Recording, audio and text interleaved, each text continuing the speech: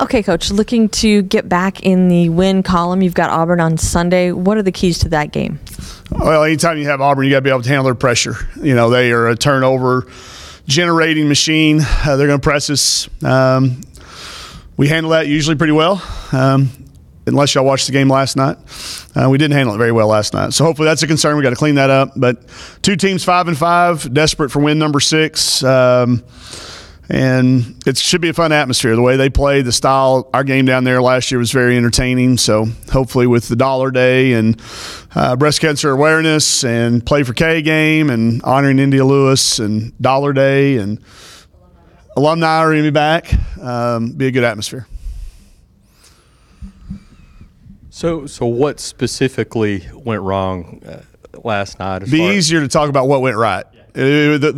The list is long. It was long, and it was from the get-go, and Coach Schaefer and I were visiting on the plane on the way home. We've been due one of those.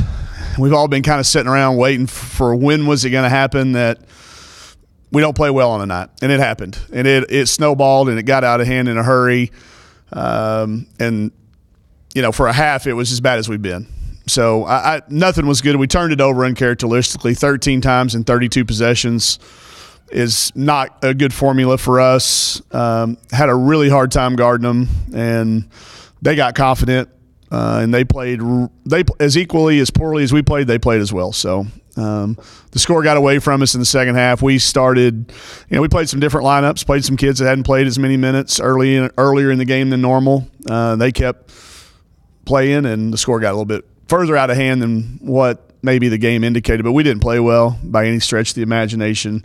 But I did think we came out of halftime, had a good third quarter, pressured them a little bit, won the third quarter, but we're just such a deep hole to try to come out from. There was not much of a chance in the fourth quarter.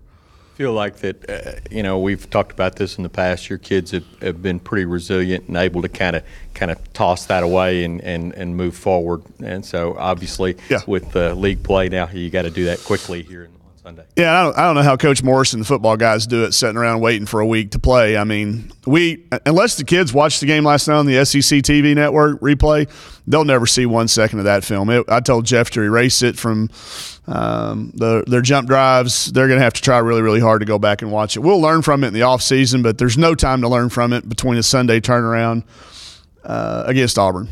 And I do think our kids are resilient. I do know for a fact that if you'd have said 10 games in, would we be 5-5? I think most of us would have fast forwarded to that and said, bring on Auburn and let's see where it falls.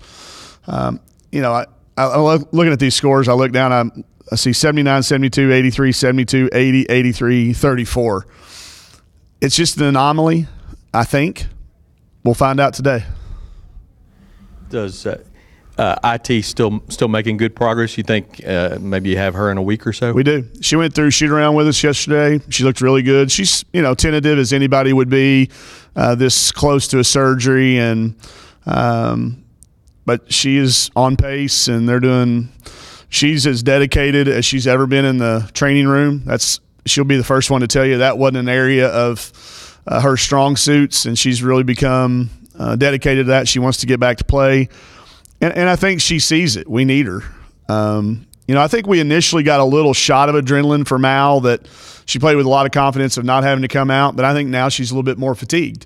So I think IT seeing that. I think all of our kids know how important she is to our success. So I know she's working incredibly hard to get back and get ready.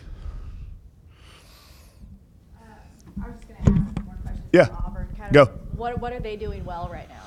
Well, they're pretty balanced. They've got an all-conference kid in McKay, but then they're getting really good supporting roles from their other perimeter players.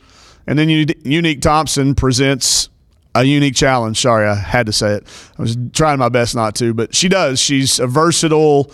She's not oversized. She's not the biggest post player in our league, but she's very, very talented, very Ayanna Mitchell-like, who crushed us last night. So it's kind of one of those cool matchups because it's almost like, hey, you got this kid, you have to play better than she does. They're so equally matched. If you look at the way they play and the way we play, it's going to be a matter of kind of which players become the better team for the closest to 40 minutes as we can become. It's up tempo. There'll be a lot of possessions and hopefully a good atmosphere on a Sunday. But they play fast, play incredibly hard together. They're kind of known for their defense. Really thrive on steals. They try to physically take it from you, not necessarily just turn you over, make you throw it out of bounds, but they try to steal it from you and go lay it in. All right. Thanks, y'all.